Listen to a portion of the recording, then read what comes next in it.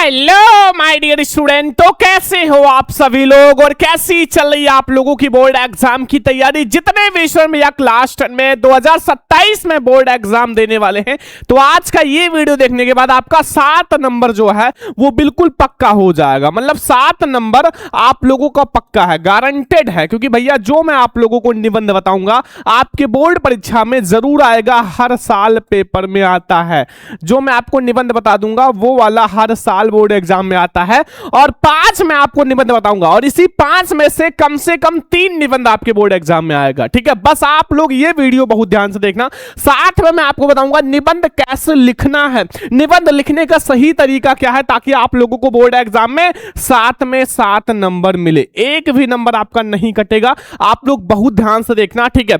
और आज की इस वीडियो को सबसे पहले लाइक करके अपने 5 फ्रेंड्स के साथ शेयर कर देना, चैनल पर सब्सक्राइब भी कर लेना। देखो, जितने विषय क्लास 10 में है, बोर्ड परीक्षा बोर्ड एग्जाम 2027 में अपना पेपर देने वाले हैं, तो निबंध लिखने का जो निबंध है, निबंध लिखने का एक सही तरीका, ठीक है, निबंध लिखने का एक सही तरीका बताएंगे, प्लस 5 निबंध भी बताएंगे जो आपको तैयार कर लेना है। अगर आपने 5 निबंध तैयार कर लिया और निबंध लिखने का सही तरीका समझ लिया ना, तो आपका निबंध में एक भी नंबर नहीं कटेगा। और ऐसे ही लिखना है आपको बोर्ड एग्जाम में निबंध। अगर आपने ये मतलब ऐसे लिख दिया ना, तो आप पूरा नंबर आएगा। और यह वाला निबंध तैयार कर लेना, पक्का यही आएगा। आपको पूरा तैयार कर लेना जो मैं आज की इस वीडियो में निबंध बताने वाला हूं। अब आपको निबंध से रिलेटेड कोई दिक्कत नहीं है, आप लोग बिल्कुल बोर्ड एग्जाम में जाओ, बोर्ड एग्जाम में हॉल में आप निबंध का टॉपिक बिल्कुल से क्लियर हो जाएगा, ठीक है। और आप लोग बहुत ध्यान से देखना, जो निबंध बताएंगे उसका पीडीएफ भी मैं आप लोगों को दे दूंगा। बस आप लोग तैयार करके बोर्ड हॉल में जाना और अच्छे से लिखना, ठीक है। चलो मैं आपको सबसे पहले बताता हूं 5 इंपॉर्टेंट निबंध, फिर मैं आपको बताऊंगा निबंध लिखने का सही तरीका क्या होता है बोर्ड हॉल में। तो बहुत ध्यान से देखना। सबसे पहले मैं आपको 5 इंपॉर्टेंट निबंध बताऊंगा, जिसमें से 3 निबंध बोर्ड एग्जाम 2027 में आएगा। विषय में या कक्षा क्लास 10 में है, हिंदी का पेपर देने वाले हैं 2027 बोर्ड में। बस जो मैं आपको निबंध बता रहा हूं वो तैयार कर लो, बहुत महत्वपूर्ण निबंध है। और ये निबंध अगर आपने तैयार कर लिया तो ये समझ लो कि आपका 7 नंबर बिल्कुल पक्का है। मतलब आप 7 नंबर बिल्कुल पक्का है। आप बोर्ड हॉल में जाओ और आप निबंध का टॉपिक बिल्कुल से एकदम 100% क्लियर कर लो, ठीक है। देखो, सबसे पहले आप एक कॉपी ले लो हिंदी का, और उसमें ये 5 निबंध लिख लो। और निबंध लिखने का जो तरीका बताऊंगा वो भी आप लिख लेना, ताकि बोर्ड हॉल में जाओ तो आपको कोई सा भी दिक्कत ना आए, ठीक है। देखो, सबसे पहले बोर्ड परीक्षा 2027 के लिए महत्वपूर्ण निबंध, ठीक है। महत्वपूर्ण निबंध जो आपके बोर्ड एग्जाम में बहुत बार आया हुआ है वही निबंध बताएंगे। पहला निबंध बहुत बार आ चुका है, पर्यावरण प्रदूषण की समस्या तथा समाधान। वेरी इंपॉर्टेंट है, आप जाके देख लो भैया, 10 साल पहले का पेपर उठा के देखोगे, जब हम लोग पढ़ रहे थे तब भी यही निबंध आ रहा था, पर्यावरण प्रदूषण की समस्या तथा समाधान। आप कोई भी टीचर हो या किसी से भी आप पूछ लो कि सर पर्यावरण प्रदूषण पर निबंध आता है, तो आपसे बताएंगे बहुत बार आया हुआ, ठीक है। तो पर्यावरण प्रदूषण की समस्या पर आपको निबंध तैयार कर लेना, बहुत इंपॉर्टेंट है, ठीक है। एंड दूसरा जो निबंध आपको तैयार करना है वो है जनसंख्या वृद्धि, लाभ और हानि। ये भी निबंध आपको बिल्कुल से तैयार कर लेना। जनसंख्या वृद्धि जो है उसके लाभ क्या हैं और जनसंख्या वृद्धि की हानि क्या है, ये निबंध आपके लिए बहुत ज्यादा इंपॉर्टेंट है। आज ही आप तैयार कर लो, मैं आपको पूरा पीडीएफ दे दूंगा मेरे प्यारे स्टूडेंट, ठीक है। और आपका 2027 में हिंदी में टारगेट 95% होना चाहिए, क्योंकि हम आप लोगों को ऐसे, चाहे निबंध हो या पत्र हो या जीवन परिचय हो या फिर आपका कोई सा भी टॉपिक हो, गद्यांश पद्यांश सबको पढ़ाएंगे और आपको इंग्लिश भी पढ़ाएंगे। सारा सब्जेक्ट की क्लास चलेगी, बस आप लोग बहुत ध्यान से देखो एक एक क्लास को। तीसरा नंबर जो आपको पढ़ना है वो विज्ञान वरदान है या अभिशाप। जो विज्ञान है वो एक वरदान है या अभिशाप। विज्ञान आपके लिए वरदान भी है, अभिशाप भी है, सबको पता है। विज्ञान आपके लिए वरदान भी है और अभिशाप भी है, दोनों है, ठीक है। ये बात ध्यान रखना। चौथा नंबर है छात्र और अनुशासन। छात्र और अनुशासन बहुत इंपॉर्टेंट है, 100%। अगली साल भी आया था छात्र और अनुशासन, और 2027 में भी आएगा। बेटी बचाओ बेटी पढ़ाओ, ये भी बहुत इंपॉर्टेंट है, बेटी बचाओ बेटी पढ़ाओ। तो ये 5 इंपॉर्टेंट निबंध का लिस्ट है, इसमें से 3 निबंध आपको 2027 में आएगा, ठीक है। मतलब 5 में से 3 आपको एक भैया छाप देना है, ठीक है। अब हम आपको बताएंगे निबंध लिखने का सही तरीका क्या है। बोर्ड हॉल में आप चले गए, अब आपको ये 5 निबंध में से कोई एक निबंध आ गया, अब आप कैसे लिखोगे एक सही तरीका, ताकि आपको 7 में 7 नंबर मिले, ठीक है। तो बहुत ध्यान से समझो, मैं आपको एक एक पॉइंट को समझाऊंगा ताकि आप लोगों का एक भी नंबर ना कटे बोर्ड एग्जाम में। बोर्ड पेपर में आप निबंध कैसे लिखोगे। सबसे पहले मैं आपको बताऊंगा निबंध लिखने का एक सही तरीका क्या होता है, फिर मैं आपको एक एक पॉइंट निबंध का समझाऊंगा कैसे लिखना है। ठीक है, देखो सबसे पहले आप पेपर में एक अच्छा निबंध कैसे लिखो। देखो लिखते तो सभी हैं, निबंध कोई छोड़ के नहीं आता, लिखते तो सभी हैं, बट बहुत सारे बच्चों को 6 नंबर 5 नंबर 4 नंबर मिलता है, लेकिन हमें तो एक टॉपर की तरह लिखना है ना, एक टॉपर की तरह, ताकि हमें 7 अंक का है तो 7 नंबर मिले। तो उसके लिए कुछ पॉइंट ध्यान रखो, कुछ पॉइंट हैं जो एक टॉपर करता है वो आपको ध्यान रखना है। देखो सबसे पहले आप पेपर में एक निबंध जो है उसको आप कैसे लिखोगे एक अच्छे तरीके से। सबसे पहले बहुत सारे बच्चे गलती क्या करते हैं कि निबंध पहले लिखना शुरू कर देते हैं। पहले लिखोगे भैया आपका टाइम निकल जाएगा, पता नहीं चलेगा। निबंध सबसे अंत में करें, निबंध को आपको सबसे लास्ट में करना है। सारा चीज अच्छे से कर लो जितना आता है, फिर आप निबंध को बना चढ़ा के आप आराम से लिखो। जितना टाइम है उसी के अकॉर्डिंग आप 10 मतलब 5 पेज 4 पेज जितना आपके पास टाइम है उसी के अकॉर्डिंग लिखो। दूसरा, जितने शब्दों में बोले उतने शब्दों में लिखो, ज्यादा लिखने की कोशिश मत करो। अगर टाइम कम है तो जितने शब्द में बोला है उतने में ही लिखो।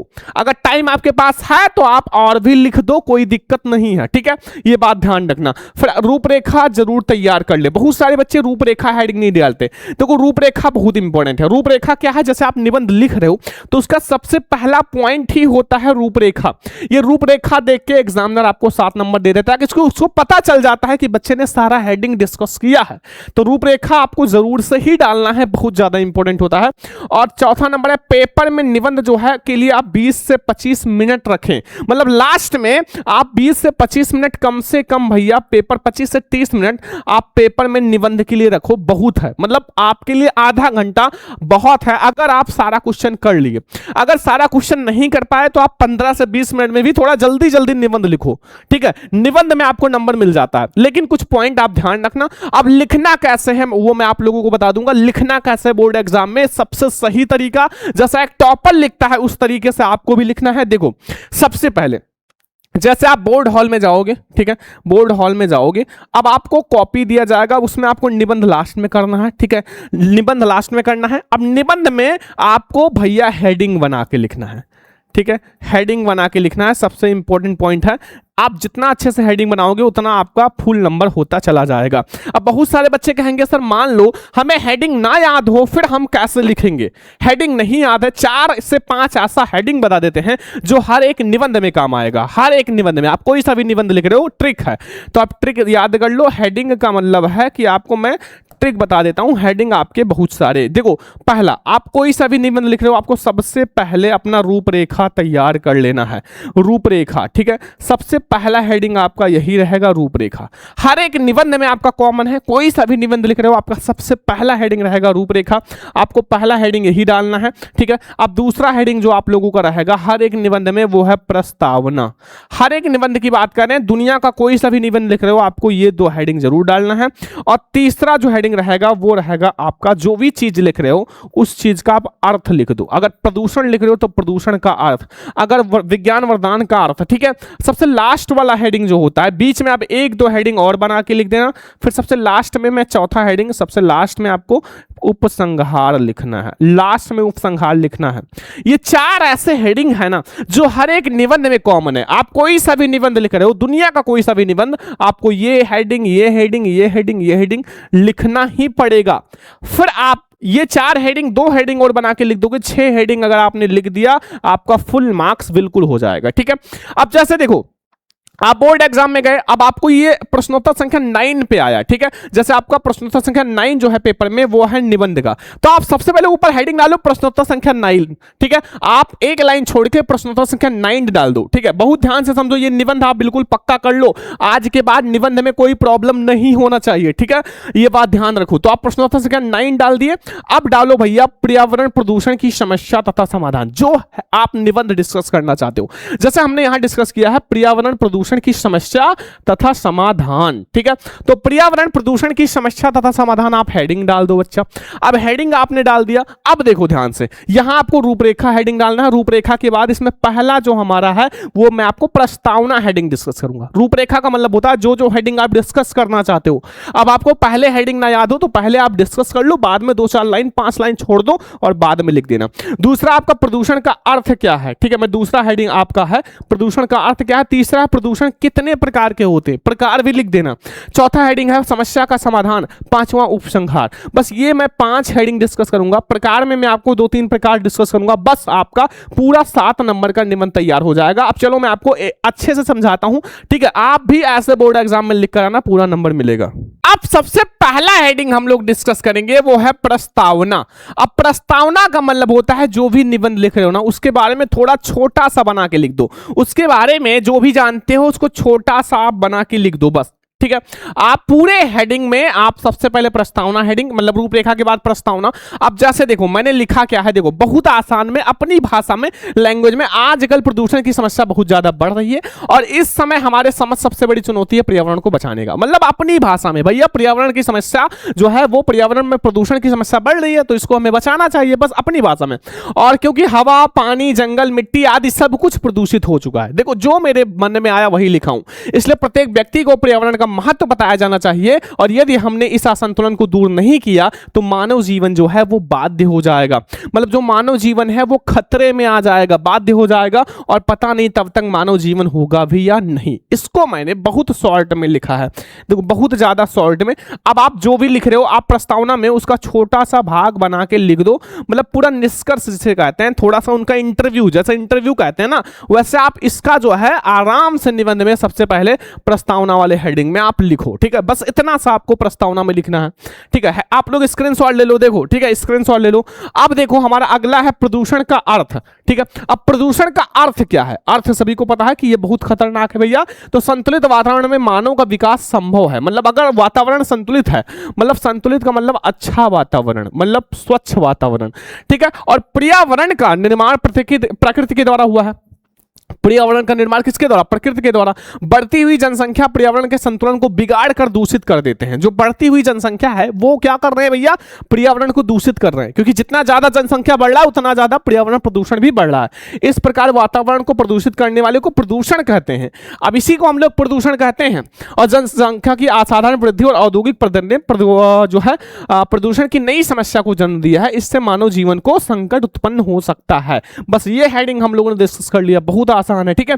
अब हम लोग देखेंगे प्रदूषण के प्रकार। अब हम लोग देखेंगे जो प्रदूषण के प्रकार है, प्रदूषण कितने रूपों में पाया जाता है। मतलब जैसे आप रूप मतलब प्रकार देखो, आजकल जो है आज के वातावरण में प्रदूषण इन रूपों में पाया जाता है। मतलब आप अपनी भाषा में जो रूप जानते हो वो बना के लिख दो। जैसे मैंने यहां पहला लिखा है वायु प्रदूषण। वायु का मतलब जो हमारा हवा है वो प्रदूषित हो रहा है, ठीक है। तो वायु जीवन का अनिवार्य स्रोत है भैया। वायु अगर है तो आपको ऑक्सीजन मिल रहा है और आपको जीने के लिए ऑक्सीजन बहुत इंपॉर्टेंट है। अभी आप पेड़ पौधे काट रहे हो ना, ऑक्सीजन आपको मिल रहा है। जिस दिन आपको ऑक्सीजन नहीं मिलेगा ना, डॉक्टर आपको लाखों रुपए में थोड़ा थोड़ा ऑक्सीजन देंगे, फिर आपको जीने के लिए लाखों रुपए खर्च करना पड़ेगा ऑक्सीजन लेने के लिए। तो इसलिए पेड़ पौधों को बचाओ और अच्छे से और ज्यादा लगाओ पेड़ पौधों को, ठीक है। पेड़ पौधों को और ज्यादा लगाओ, ठीक है। और प्रत्येक प्राणी को स्वस्थ रूप से जीने के लिए शुद्ध वायु अर्थात ऑक्सीजन की आवश्यकता होती है या होता है। आजकल वायुमंडल में ऑक्सीजन का संतुलन बिगड़ रहा है और वायु जो है अनेक गैसों से, हानिकारक गैसों से प्रदूषित हो गया है, ठीक है। ये हमारा हो गया। आगे आ जाओ मेरे प्यारे बच्चों। दूसरा है जल प्रदूषण। मतलब जल भी प्रदूषित हो रहा है, क्योंकि जल को ही जीवन कहा जाता है। आजकल इतना ज्यादा प्रदूषण बढ़ रहा है कि जल भी प्रदूषित हो रहा है। उससे भयानक बीमारियां होती हैं जिससे लोगों का जीवन खतरे में है। अब जल प्रदूषण से क्या है भैया, लोगों का जीवन खतरे में है, क्योंकि अगर जल प्रदूषित हो रहा है तो आप जल को भैया इतना ज्यादा ग्रहण करते हो, मतलब पीते हो। अब अगर जल प्रदूषित है तो भैया आपका जो बॉडी है डायरेक्टली प्रदूषित हो जाएगा, मतलब बीमार हो जाएगा। अब इससे जीव जंतु सब बीमार पड़ जाएंगे, क्योंकि सबको जल की आवश्यकता होती ही है, ठीक है। ये हो गया। गा वाला ध्वनि प्रदूषण। ध्वनि प्रदूषण भी आजकल की नई समस्या है। मोटर कार, ट्रैक्टर, जेट, विमान, कारखाना आदि से ध्वनि प्रदूषण होता है। मतलब ध्वनि प्रदूषण भी आजकल का बहुत खराब समस्या है, ठीक है। आगे आ जाओ, रासायनिक प्रदूषण को समझते हैं। द्रव्यों के अलावा रोगनाशक, कीटनाशक जो द्रव्य हैं वो भी रासायनिक खादों पर प्रतिकूल प्रभाव डालते हैं, ठीक है। जो रासायनिक खाद हैं जो कीटनाशक हैं, जब खेतों में कीट वगैरह लग जाता है ना, तो आप भैया जो ये कीटनाशक यूज करते हो ये भी बाद में खतरनाक हो जाता है, दवा वगैरह से ये सब। ठीक है, तो ये हमारे कुछ प्रकार हो गए। मैंने भैया 3 से 4 प्रकार डिस्कस किया। पहला मैंने वायु प्रदूषण, ध्यान से समझ लो, ठीक है, फिर मैंने जल प्रदूषण, फिर ध्वनि प्रदूषण, फिर मैंने रासायनिक प्रदूषण को डिस्कस किया है। अब हमारा जो 4 प्रदूषण हो गया ना, अब समस्या का समाधान समझेंगे, इसको कैसे हम समाधान करें। कोई भी समस्या है को उसका समाधान करना पड़ेगा। अगर आपको बुखार है तो आपको दवा एंटीबायोटिक खाना पड़ेगा, क्योंकि आपको बुखार को हटाना है, वरना आपका शरीर स्वास्थ्य पूरा नष्ट हो जाएगा। ठीक है, तो लेकिन ये जो पर्यावरण प्रदूषण है इसको पूरी तरह से नहीं खत्म किया जा सकता। अगर पूरी तरह से खत्म हो जाए ना तो कोई बीमारी ही ना बचे। ठीक है, कोई बीमारी ही ना बचे। तो भैया वातावरण को प्रदूषण से बचाने के लिए वृक्षारोपण, जो वृक्ष लगाना, वृक्ष को ज्यादा लगाओ भैया, जिस एरिया में हो उस एरिया में वृक्ष ज्यादा लगाओ। ठीक है, साधन है दूसरों में वृक्ष के अधिक कटाव पर रोक लगाई जानी चाहिए। ऐसा नहीं कि आज आपने 4 वृक्ष लगाया, कल आपके गांव में 5 वृक्ष कट गए, नहीं, उस पर भी रोक लगाओ, कटाव पर रोक लगाओ। ठीक है, एंड बढ़ती हुई जनसंख्या और औद्योगिक ने विश्व के सम्मुख प्रदूषण की नई समस्या को जन्म दिया है। आजकल जो है वायु प्रदूषण, जल प्रदूषण, ध्वनि प्रदूषण, रासायनिक प्रदूषण आदि को कम करो, इन सबको कम करो और उसको समाप्त करने का प्रयास करो ताकि प्रदूषण खत्म हो सके। बस इतना आपको समझना है। इसके बाद हम लोग लास्ट देखते हैं उपसंहार। लास्ट वाला हेडिंग जो है वो हमारा उपसंहार। सबसे लास्ट में आपका हेडिंग आता है उपसंहार। मैंने पहले ही बता दिया था कि प्रसन्नता की बात यह है कि भारत सरकार प्रदूषण की समस्या के प्रति जागरूक है और उसने सन 1974 ईस्वी में जल का निवारण अधिनियम भी लागू किया था और वृक्ष को काटने पर कठोर नियम भी बनाए गए थे। सभी लोगों को वृक्षारोपण के लिए प्रोत्साहित किया जाए ताकि आप ज्यादा से ज्यादा वृक्ष लगाओ, आपको प्रोत्साहित किया जाए। आप 50 वृक्ष लगाओगे तो आपको ये अवार्ड दिया जाएगा, ये सरकार का काम होना चाहिए। आप 100 वृक्ष लगाओगे तो आपको 10,000 अवार्ड दिया जाएगा। फिर आप लोग ही वृक्ष लगाओगे। ये अगर नियम लगा दिया जाए ना तो अभी देखो हर एक लोग वृक्ष लगाना शुरू कर दें, लेकिन इतना कहां लोग। ठीक है, और प्रोत्साहित किया जाए। न्यायालय द्वारा प्रदूषण को फैलाने वाले उद्योग को महानगरों से बाहर ले जाने का आदेश दिया जाए और यह संकल्प लें कि जीवन के किसी भी शुभ अवसर आने पर एक वृक्ष जरूर लगाएं। बस इतना आपको निबंध लिखना है। देखो आपको मैंने 5 ऐसे निबंध बता दिया जो बोर्ड एग्जाम के लिए बहुत इंपॉर्टेंट है और प्लस मैंने आपको लिखने का तरीका भी बता दिया। एक निबंध मैंने बता दिया जो बहुत इंपॉर्टेंट है बच्चा, प्रदूषण की समस्या तथा समाधान। अब कहोगे सर 4 जो निबंध बचे हैं उसका पीडीएफ दे दो तो मजा आ जाता। तो पीडीएफ के लिए आप लोगों के लिए भैया बड़ी खुशखबरी, मैंने आप लोगों के लिए बनाया है बहुत मेहनत करके, 4 से 5 महीने लगातार मेहनत करके क्रैश कोर्स, जिसमें आपको सभी सब्जेक्ट के पीडीएफ एक साथ मिल जाएंगे, सारा क्लास एक साथ मिल जाएगा, सारा आपका नोट्स एक साथ मिल जाएगा, guest paper, model paper, practice set सब कुछ मिल जाएगा। आप इसको ज्वाइन कर लो, बिल्कुल से बहुत कम फीस है भैया, एक बर्गर का दाम है। तो व्हाट्सएप या कॉल कर लेना हमारे इस नंबर पे 99 18 86 31 96, इसी नंबर पे व्हाट्सएप या कॉल कर लेना। और आज मैंने आपका जो निबंध का टॉपिक है वो बिल्कुल से क्लियर करा दिया ना सारा। ठीक है, आप लोग ये 5 निबंध भी तैयार कर लेना। ठीक है, ये 5 निबंध आप तैयार कर लेना। ठीक है, तैयार कर लेना। तो आज मैंने आप लोगों को बता दिया एक निबंध लिखने का सही तरीका क्या होता है। आज के इस वीडियो को इतना ज्यादा लाइक करो, इतना ज्यादा शेयर करो कि हर बच्चा ये वाली वीडियो देखे, निबंध लिखने का तरीका।